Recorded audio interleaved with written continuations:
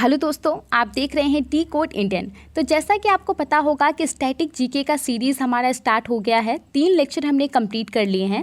पहला जो 2 लेक्चर था उसमें हमने बेसिक नॉलेज ऑफ इंडिया के बारे में बात किया था और तीसरे लेक्चर में हमने Indian state and their capital के बारे में बात किया था। साथ ही में हमने जाना था कि कौन कौन से मुख्यमंत्री कौन कौन से राज्य में अभी हैं। आज के इस वीडियो में यानी कि लेक्चर 4 में हम बात करने वाले हैं Indian cities with nickname, Bharat के कुछ ऐसे शहरों के बारे में जिनका कि कुछ निक नेम है और उस निक नेम के पीछे रीज़न क्या है उसके बारे में भी हम बात करेंगे। चलिए शुरू करते हैं। सबसे पहला शहर है जयपुर। जयपुर को पिंक सिटी के नाम से जाना जाता है। राजस्थान का बहुत ही खूबसूरत शहर है ये। अगर आप यहाँ पे जाएंगे तो हर एक ऐसा बिल्डिंग जिसका कि कुछ ऐतिहासिक महत्व है वो आपको गुलाबी रंग में दिखेगा। रीज़न क्या है पिंक सिटी या गुलाबी सिटी कहलाने का? तो 1876 में प्रिंस अल्बर्ट II यहाँ पे आए थे। उस समय के जो महाराजा थे, महाराजा सवाई राम सिंह, उनके द्वारा इस पूरे शहर को पिंक कलर से पेंट करवा दिया गया था उनके स्वागत में, प्रिंस अल्बर्ट II के स्वागत में, और तभी से जयपुर को पिंक सिटी के नाम से जाना जाने लगा था। अभी तो जयपुर में कानून भी है जो कि इंश्योर करता है जितने भी गवर्नमेंट स्ट्रक्चर हैं वो पिंक कलर में पेंटेड है कि नहीं है। आगे बढ़ते हैं और बात करते हैं दूसरे शहर के बारे में जिसका नाम है जोधपुर। जोधपुर के 2 निक नेम हैं, ब्लू सिटी और सन सिटी। देखिए, अगर आप जोधपुर के ओल्डेस्ट पार्ट में जाएंगे, पुराने पार्ट में जाएंगे, क्योंकि हो सकता है कि अभी का जो जोधपुर है, जो नया पार्ट है, वो डेवलप हो गया हो, तो अगर आप ओल्डेस्ट पार्ट में जाएंगे तो आपको जितने भी घर दिखेंगे वो सभी ब्लू कलर में पेंटेड दिखेंगे, जैसा कि आप इस इमेज में देख सकते हैं। एक रेनबो की तरह आपको दिखेगा। कहा जाता है कि वहाँ के लोगों का मानना है कि ब्लू कलर से घर को पेंट करने से मच्छर घर से दूर भागते हैं, घर गर्म रहता है और आरामदायक रहता है। सन सिटी के नाम से जोधपुर को इसीलिए जाना जाता है क्योंकि कोई भी सीजन में यहाँ का जो सूरज है, यहाँ पे जो सूरज उगता है वो उसकी चमक कम नहीं होती है, चमक हमेशा बरकरार रहती है। आगे बढ़ते हैं और बात करते हैं तीसरे शहर के बारे में जिसका नाम है उदयपुर। उदयपुर को सिटी ऑफ लेक्स के नाम से जाना जाता है, यानी कि झीलों का शहर। उदयपुर भी राजस्थान का एक शहर है जिसे मेवाड़ के भी नाम से जाना जाता है। बहुत सारे प्रसिद्ध झील आपको यहाँ पे मिल जाएंगे जिसके वजह से फिल्म की शूटिंग हो या फिर फोटोग्राफी हो, उसके लिए इस जगह को काफ़ी ज़्यादा कंफर्टेबल बताया जाता है। लेक पिछोला, फतेह सागर, बाडी, देवर, सागर स्वरूप लेक, दूध तलाई लेक, ये सब कुछ लेक हैं जो काफ़ी ज़्यादा प्रसिद्ध हैं उदयपुर में। आगे बढ़ते हैं और बात करते हैं चौथे शहर के बारे में जिसका नाम है भोपाल। भोपाल को भी सिटी ऑफ लेक्स के नाम से जाना जाता है उदयपुर के तरह। यहाँ पे भी काफ़ी प्राकृतिक और आर्टिफिशियल वाटर बॉडीज़ हैं। भोजतल झील एक ऐसा झील है जो कि वहाँ के लोगों के पीने के पानी के लिए सबसे बड़ा सोर्स बताया जाता है। अहमदाबाद, 5वां शहर है अहमदाबाद, जिसके 3 निक नेम हैं, Manchester of India, Boston of India और India's first world heritage city. देखिए, मैनचेस्टर जो है यूनाइटेड किंगडम का एक शहर है और बोस्टन जो है वो यूनाइटेड स्टेट ऑफ अमेरिका का एक शहर है। कहा जाता है कि इन 2 शहर में बहुत सारे इंडस्ट्रीज़ वगैरह हैं और यहाँ पे हमारे अहमदाबाद को इनसे कंपेयर किया जाता है जो कि साबरमती नदी के किनारे बसा हुआ एक शहर है। कहा जाता है कि यहाँ पे भी बहुत सारे इंडस्ट्रीज़ हैं और जीडीपी में ये बहुत अच्छा कंट्रीब्यूशन करता है ये शहर। जैसे कि फार्मास्यूटिकल्स जो कि दवाई की कंपनी है, जाइडस कैडिला, वो यहाँ पे है, अडानी ग्रुप, इसके अलावा बहुत सारे आईटी कंपनीज भी यहाँ पे हैं। उसके अलावा India's first world heritage city इसे इसीलिए कहा जाता है क्योंकि यूनेस्को के द्वारा इस शहर को इंडिया में पहला वर्ल्ड हेरिटेज साइट घोषित किया गया था। आपको बता दूं कि 38 ऐसे वर्ल्ड हेरिटेज साइट हैं जिसको यूनेस्को के द्वारा जो है घोषित किया गया है भारत में। यूनेस्को का फुल फॉर्म है United Nation Educational, Scientific and Cultural Organisation. आगे बढ़ते हैं और बात करते हैं सूरत के बारे में जिसे डायमंड सिटी ऑफ इंडिया के नाम से जाना जाता है, यानी कि हीरो का शहर। इंडिया के 90% हीरो के कटिंग और पॉलिशिंग का काम यहीं पे होता है, इसीलिए सूरत को डायमंड सिटी ऑफ इंडिया के नाम से जाना जाता है। इसके अलावा सूरत को टेक्सटाइल इंडस्ट्री के लिए भी जाना जाता है। आगे बढ़ते हैं और बात करते हैं लखनऊ के बारे में। लखनऊ को द सिटी ऑफ नवाब्स कहा जाता है। आपने हमेशा सुना होगा, लखनऊ तो नवाबों का शहर है। 18वीं सेंचुरी में लखनऊ को अवध के नाम से जाना जाता था और लखनऊ पे नवाब्स राज किया करते थे। नवाब तो चले गए, लेकिन उनका जीवन जीने का जो तरीका था, जिसे तहजीब कहा जाता है, वो यहीं पे लखनऊ में छोड़ के चले गए। उनके जीवन जीने के तरीके से लोग इतने प्रभावित हुए थे कि वो जिस प्रकार से खाने को खाते थे, जैसा वो पहनते थे, उसको देख करके लोग भी वैसा करने लगे और इसीलिए लखनऊ जो है सिटी ऑफ नवाब्स कहलाने लगा, नवाबों का शहर कहलाने लगा। आगे बढ़ते हैं और बात करते हैं मुजफ्फरपुर के बारे में। मुजफ्फरपुर को लैंड ऑफ लीचीज़ के नाम से जाना जाता है और स्वीट सिटी के नाम से भी इसे जाना जाता है। बिहार का शहर है मुजफ्फरपुर। यहाँ की जो लीची होती है वो काफ़ी स्वादिष्ट होती है और कहा जाता है कि मुजफ्फरपुर में लीची का जो इतना ज़्यादा उत्पादन होता है उसका एक कारण है यहाँ का क्लाइमेट, यानी कि वातावरण। यहाँ का वातावरण इस विटामिन रिच फ्रूट के लिए काफ़ी ज़्यादा फेवर में रहता है और इसीलिए ना कि सिर्फ इंडिया के लोग मुजफ्फरपुर की लीची को पसंद करते हैं, बल्कि देश विदेश इसका एक्सपोर्ट किया जाता है अलग अलग देश में यहाँ के लीची का। कानपुर को leather city of the world के नाम से जाना जाता है। यहाँ पे देखिए, भारत में कानपुर सबसे बड़ा मैन्युफैक्चर है लेदर का और एक्सपोर्टर भी है। हमारी इकोनॉमी में भी ये बहुत महत्वपूर्ण योगदान निभाता है। कोई भी व्यक्ति अगर लखनऊ जाता है तो वो लेदर बैग और शूज़ ज़रूर खरीदता है, ऐसा कहा जाता है। आगे बात करते हैं मुंबई के बारे में। मुंबई के भी 3 निकनेम हैं, वैसे तो बहुत सारे हैं, लेकिन 3 जो है वो फॉर्मली लोग कहते हैं। City of 7 island, gateway of India और फाइनेंशियल कैपिटल ऑफ इंडिया। ऐसे हम लोग बोलते हैं मुंबई माया नगरी है, सपनों का शहर है, ये सब। देखिए, सिटी ऑफ 7 आइलैंड जो है इसे इसीलिए कहा जाता है क्योंकि मुंबई 7 आइलैंड से मिलकर के बना हुआ है, पारेल, वोडली, ये सब, तो इसीलिए इसे सिटी ऑफ 7 आइलैंड कहा जाता है। गेट वे ऑफ इंडिया इसीलिए कहा जाता है क्योंकि वेस्ट में मुंबई में जो पोर्ट है उसके थ्रू भारत के साथ बहुत व्यापार होते हैं। दूसरे देशों के साथ जो है भारत का जो व्यापार होता है उसमें यहाँ का जो पोर्ट है वो बहुत ही महत्वपूर्ण भूमिका निभाता है, यानी कि बंदरगाह। देखिए, उस समय में किंग जॉर्ज भी और क्वीन मैरी यहाँ पे इसी पोर्ट के थ्रू भारत में आई थी और इसीलिए भी इसे गेटवे ऑफ इंडिया कहा जाता है। फाइनेंशियल कैपिटल ऑफ इंडिया इसीलिए कहा जाता है क्योंकि मुंबई जो है बहुत अच्छा कंट्रीब्यूट करता है जीडीपी में। USD 368 बिलियन ये कंट्रीब्यूट करता है। दिल्ली के आसपास है जीडीपी के मामले में, दिल्ली का जितना कंट्रीब्यूशन है। आगे बढ़ते हैं और बात करते हैं पुणे के बारे में। पुणे को डेक्कन क्वीन के नाम से जाना जाता है। यहाँ पे देखिए, आपको पता होगा कि महाराष्ट्र के हिसाब से पुणे जो है वो कल्चरल कैपिटल है महाराष्ट्र का, ठीक है। और यहाँ पे पुणे को कहा जाता है कि ये डेक्कन प्लेटुआ में सबसे अच्छा क्लाइमेट है, सबसे अच्छा वातावरण है यहाँ पे। चाहे बात हो गर्मी की या फिर सर्दी की, यहाँ का वातावरण बहुत ही अच्छा रहता है। इसके अलावा देखिए, मुंबई और पुणे के बीच में एक बहुत ही फेमस ट्रेन चलती है जिसका नाम है डेक्कन क्वीन, तो इसके वजह से भी पुणे को डेक्कन क्वीन के नाम से जाना जाता है। आगे बढ़ते हैं और बात करते हैं नागपुर के बारे में। नागपुर महाराष्ट्र का एक ऐसा शहर है जिसे ऑरेंज सिटी के नाम से जाना जाता है, यानी कि संतरों का शहर।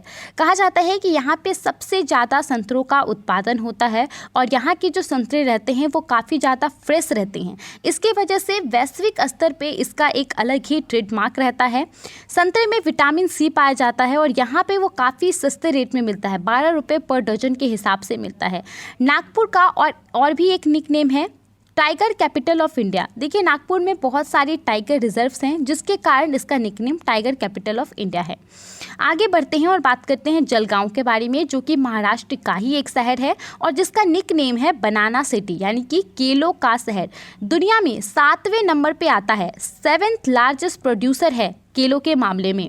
यहाँ पे जो स्ट्रैटेजी को अपनाया जाता है, जिस तरीके से सिंचाई के तरीके को अपनाया जाता है, जो टेक्निक्स का इस्तेमाल यहाँ पे किया जाता है, कल्चर टेक्निक्स, उसके वजह से यहाँ के केले काफ़ी फेमस हैं। अगला शहर है यवतमाल। यवतमाल भी महाराष्ट्र का एक पुराना शहर है जिसका निकनेम है कॉटन सिटी, यानी कि रुई का शहर। काफ़ी मात्रा में यहाँ पे रुई का उत्पादन होता है। बड़ी बड़ी कंपनियां जैसे कि रेमंड जैसी कंपनियां ने यहाँ पे अपने फैक्ट्री खोल के रखे हुए हैं और लगातार वो अपने फैक्ट्रीज़ का जो यूनिट है उसको वो बढ़ा रही है, ठीक है। आगे बात करते हैं नासिक शहर के बारे में। नासिक को वाइन कैपिटल ऑफ इंडिया के नाम से भी जाना जाता है। आपको पता होगा कि वाइन का मतलब होता है शराब। देखिए नासिक जो है वो डीप रूटेड कल्चर के लिए भी जाना जाता है। ये शहर जो है समुद्र के तल से 700 मीटर ऊंचाई पर बसा हुआ है और इसका जो यहाँ का जो क्लाइमेट है वो अंगूर के उत्पादन के लिए बहुत ही बेहतर माना जाता है, जिसके वजह से बहुत सारी वाइन बनाने वाली कंपनी ने यहाँ पे अपना वाइन सेंटर खोल के रखा हुआ है और यहीं से मिलियंस केजेस वाइन की बिक्री होती है हर साल। तो इसीलिए नासिक को वाइन कैपिटल ऑफ इंडिया के नाम से जाना जाता है। आगे बढ़ते हैं और बात करते हैं बेंगलोर के बारे में, जैसे कि space city, science city, garden city of India और सिलिकॉन वैली ऑफ इंडिया के नाम से जाना जाता है। देखिए आपको पता होगा कि सिलिकॉन वैली को दुनिया में एक ऐसा शहर माना जाता है जहाँ पे बहुत सारे स्टार्टअप्स हैं, बहुत सारे स्टार्टअप्स का घर माना जाता है सिलिकॉन वैली को।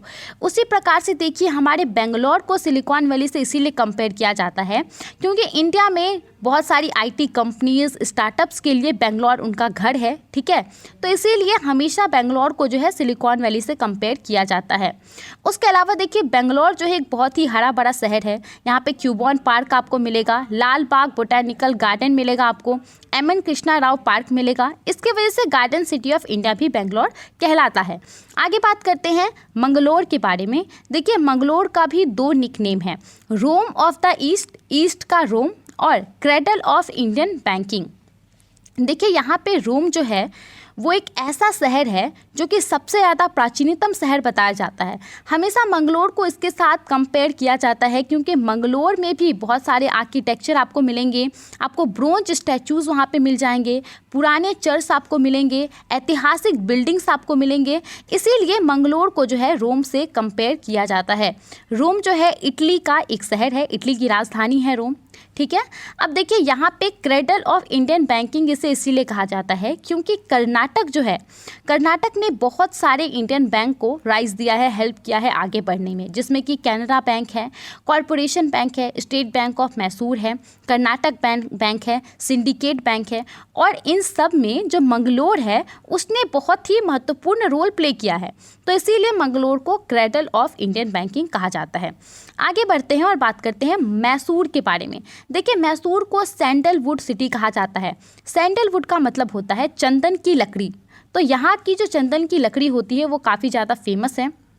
वैसे तो देखिए मैसूर जो है वो बहुत सारी चीज़ों के लिए जाना जाता है, जैसे कि सिल्क के लिए और सैंडलवुड के लिए, टीक वुड के लिए। टीक वुड आपका ये हो गया सौगन का लकड़ी हो गया। उसके अलावा रोज़वुड के लिए, शीशम की लकड़ी के लिए, हैंडीक्राफ्ट के लिए। लेकिन इन सबसे ज़्यादा सैंडलवुड यानी कि चंदन की लकड़ी का यहाँ पे जो इंडस्ट्री है वो काफ़ी बड़ा है। तो इसीलिए मैसूर को सैंडलवुड सिटी के नाम से जाना जाता है।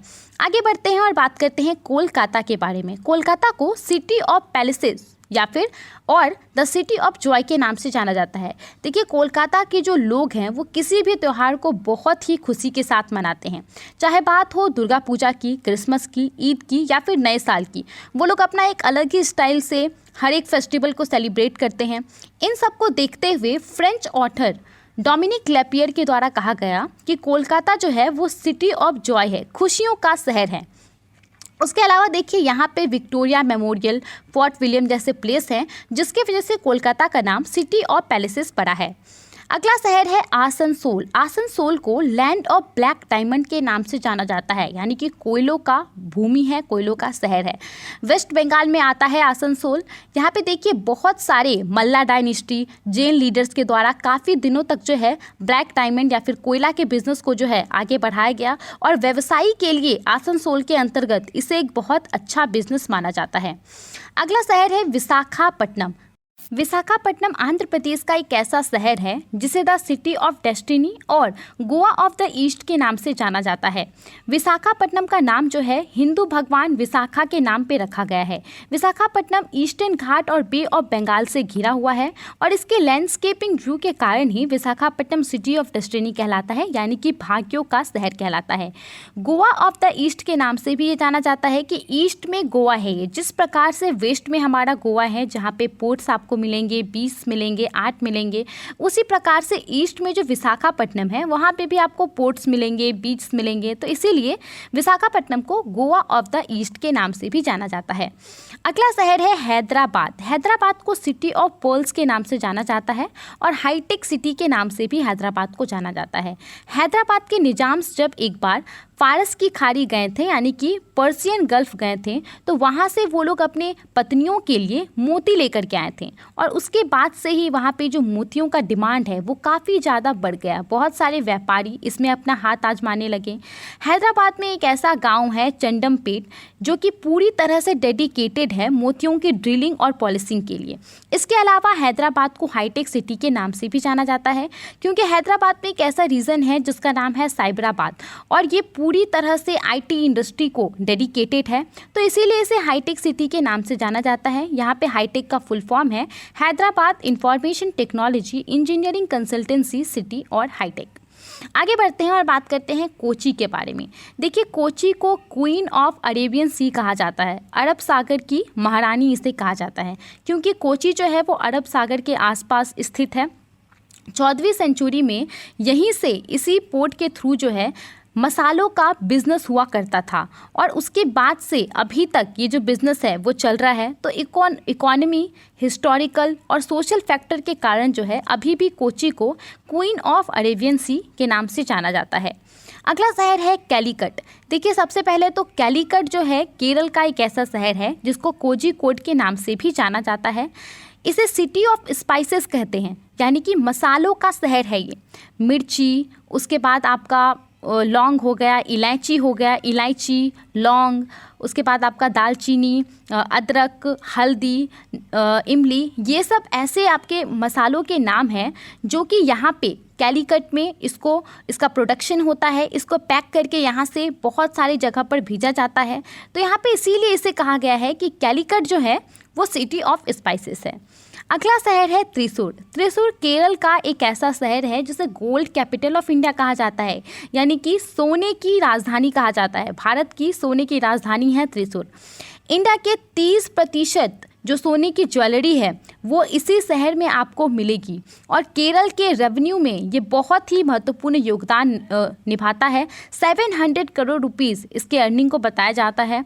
और आजकल के ज़माने में जो है, आजकल जितने सारे भी यंग लोकल एंटरप्रेन्योर हैं वो जो आर्टिशियंस कम्युनिटी है उनको मौका दे रही है कि वो गोल्ड बिजनेस में आएँ और अपनी कारीगरी दिखाएँ। तो इसीलिए त्रिशूर को जो है गोल्ड कैपिटल ऑफ इंडिया कहा जाता है। आगे बात करते हैं मदुराई के बारे में। तमिलनाडु का ये एक ऐसा शहर है जिसे सिटी ऑफ फेस्टिवल्स के नाम से जाना जाता है और एथेंस ऑफ द ईस्ट के नाम से भी इसे जाना जाता है। देखिए, यहाँ पे जो ये मदुराई है वहाँ पे कहा जाता है कि 100 से ज़्यादा टेम्पल हैं, यानी कि मंदिर हैं, और इन सभी टेम्पल में अलग अलग भगवान हैं, अलग अलग फेस्टिवल हैं, जिसकी वजह से यहाँ पे हमेशा फेस्टिवल्स होते रहते हैं। साथ ही में देखिए, इसको एथेंस ऑफ द ईस्ट इसीलिए भी कहा जाता है, ये तो हो गया सिटी ऑफ फेस्टिवल इसलिए कहा जाता है। एथेंस ऑफ द ईस्ट इसे इसीलिए कहा जाता है, एथेंस जो है ग्रीस का एक शहर है, ठीक है। तो यहाँ पे जो है डेविडियन कल्चर जो है वो 2500 साल पुराना है, बहुत ही स्ट्रॉन्ग है यहाँ पे, तो इसीलिए इसे ईस्ट का एथेंस कहा जाता है। एथेंस में भी है जो बहुत पुरानी संस्कृति है, अभी भी वहाँ पे दिखती है। आगे बात करते हैं चेन्नई के बारे में। देखिए, चेन्नई जो है उसको गेटवे ऑफ साउथ कहा जाता है और डेट्रॉइट ऑफ एशिया भी इसे कहा जाता है। देखिए, यहाँ पे चेन्नई जो है कॉमर्शियल, कल्चरल, इकोनॉमिक और एजुकेशन सेंटर है साउथर्न इंडिया का, ठीक है, इसीलिए इसे गेटवे ऑफ इंडिया कहा जाता है। और डेट्रॉइट ऑफ एशिया इसे इसीलिए कहा जाता है क्योंकि ये एक ऐसा सिटी है जो कि ऑटोमोबाइल के लिए बहुत ही खास है। अब इंडिया में चेन्नई भी जो है ऑटोमोबाइल के लिए बहुत ही ज़्यादा खास है। बहुत बड़े बड़े जो हैं यहाँ पे मैन्युफैक्चरर्स हैं, जैसे कि BMW, रेनॉल्ट, निसान, ठीक है। तो इस सब की वजह से फोर्ड, चेन्नई जो है डेट्रॉइट ऑफ एशिया कहा जाता है। आगे बढ़ते हैं और बात करते हैं कोयम्बटूर के बारे में। देखिए, इसे मैनचेस्टर ऑफ साउथ इंडिया कहा जाता है। मैनचेस्टर के बारे में मैंने आपको आगे भी बताया था। मैनचेस्टर में जो है जो आपका टेक्सटाइल इंडस्ट्री है वो भी काफ़ी ज़्यादा है, तो कोयम्बटूर में भी जो है टेक्सटाइल इंडस्ट्री काफ़ी बड़ा है, ठीक है, इसीलिए इसे कहा जाता है कि ये साउथ इंडिया का मैनचेस्टर है। ओके, आगे बढ़ते हैं और बात करते हैं पौंडीचेरी के बारे में। देखिए, पौंडीचेरी जो है ये आपका पुराना नाम है, अभी पुडुचेरी इसे कहा जाता है। पेरिस ऑफ द ईस्ट इसे कहा जाता है, पेरिस कहा जाता है, ईस्ट में पेरिस इसे कहा जाता है। ऐसा क्यों है? देखिए कि जब ब्रिटिश ने हमारे देश को कॉलोनाइज किया था तो तमिलनाडु के एक पार्ट को जो है उन्होंने फ्रेंच को दे दिया था रहने के लिए। ओके, और वहाँ पे वो जो भी चाहते थे वो कर सकते थे, अपने हिसाब से वो चीज़ों को कर सकते थे, रोड बनवा सकते थे। तो उस समय जो ये पुडुचेरी का एरिया है वो फ्रेंच को दे दिया गया था और इसी वजह से जो है वहाँ की संस्कृति जो है इंडो फ्रेंच हो गई है। अभी भी अगर आप वहाँ पे जाएंगे तो जो खान पान का तरीका है वो आपको इंडो फ्रेंच दिखेगा। यहाँ के लोग तो मतलब भारत में जन्मे हैं लेकिन जो इनका तरीका है, इनके जो पूर्वज हैं वो फ्रेंच थे। तो ऐसा इसीलिए कहा जाता है कि ये पेरिस ऑफ द ईस्ट है। आगे बढ़ते हैं और बात करते हैं कश्मीर के बारे में। देखिए कश्मीर को स्विट्ज़रलैंड ऑफ इंडिया कहा जाता है और उसके साथ ही इसे पैराडाइज ऑफ अर्थ भी कहा जाता है, यानी कि पृथ्वी पे स्वर्ग है ये। यहाँ पे देखिए आपको बहुत ही अच्छा यहाँ का माहौल है और इसीलिए ये स्विट्ज़रलैंड की याद दिलाता है। चाहे बात करें हम हिमालयाज़ की, माउंटेनियस लैंडस्केप की हम बात करें, यहाँ पे जो पहाड़ हैं, जो हिमालय है और कहा जाता है कि यहाँ पे लोग इतने फ्रेश रहते हैं जितना कि एक सेब आपको फ्रेश मिलता है। तो जैसे ही लोग कश्मीर जाते हैं कहा जाता है कि उन्हें स्विट्ज़रलैंड की याद आ जाती है। तो इसीलिए कश्मीर को स्विट्ज़रलैंड ऑफ इंडिया कहा जाता है। आगे बढ़ते हैं और बात करते हैं जमशेदपुर शहर के बारे में। जमशेदपुर के दो निकनेम हैं, स्टील सिटी ऑफ इंडिया और Petersburg of India. Petersburg United state of America का एक ऐसा शहर है जो पूरी दुनिया भर में मशहूर है स्टील के प्रोडक्शन के लिए। उसी प्रकार से भारत के झारखंड राज्य का भी ये जो शहर है जमशेदपुर, वो इंडिया में लार्जेस्ट प्रोड्यूसर कहा जाता है स्टील के मामले में। 1912 में टिस्को की स्थापना हुई थी जमशेदपुर में, जिसके द्वारा स्टील का प्रोडक्शन किया जाता है। उस समय में टिस्को के द्वारा वर्ल्ड वॉर 1 के लिए स्टील का प्रोडक्शन किया जाता था और दामोदर वैली प्रोजेक्ट में भी टिस्को का बहुत ही महत्वपूर्ण योगदान बताया जाता है। तो इसीलिए जमशेदपुर को स्टील सिटी ऑफ इंडिया और पीटर्सबर्ग ऑफ इंडिया के नाम से जाना जाता है। आगे बढ़ते हैं और बात करते हैं भुवनेश्वर के बारे में। भुवनेश्वर को टेम्पल सिटी ऑफ इंडिया के नाम से जाना जाता है, यानी कि मंदिरों का शहर। उड़ीसा का एक रॉयल सिटी है ये और यहाँ पे आपको कलिंग्स का इतिहास मिलता है। तकरीबन 500 से ज़्यादा मंदिरें आपको यहाँ पे मिल जाएंगी और इतनी पुरानी मंदिरें आपको मिलेंगी कि 2000 साल पुरानी मंदिरें तक आपको यहाँ पे मिल जाएंगी। यहाँ का जो एक फेमस मंदिर है उसका नाम है लिंगराज टेम्पल। आगे बढ़ते हैं और बात करते हैं कटक के बारे में। कटक को सिल्वर सिटी के नाम से जाना जाता है।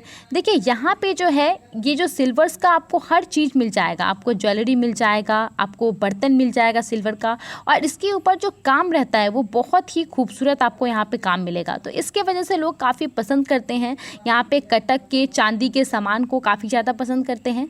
अगला शहर है शिल्लोंग। शिल्लोंग को स्कॉटलैंड ऑफ ईस्ट के नाम से भी जाना जाता है। देखिए यहाँ के जो रोड हैं जो घाटियों के बीच में है, यहाँ का जो कल्चर है जिसमें कि फोक डांस शामिल है, यहाँ के जो पहाड़ हैं, वाटरफॉल्स हैं, लेक्स हैं, ग्रीन हिल्स हैं, ये सब जो है ओवरऑल आपको स्कॉटलैंड की याद दिलाएगा। तो इसीलिए शिल्लोंग को स्कॉटलैंड ऑफ ईस्ट के नाम से भी जाना जाता है।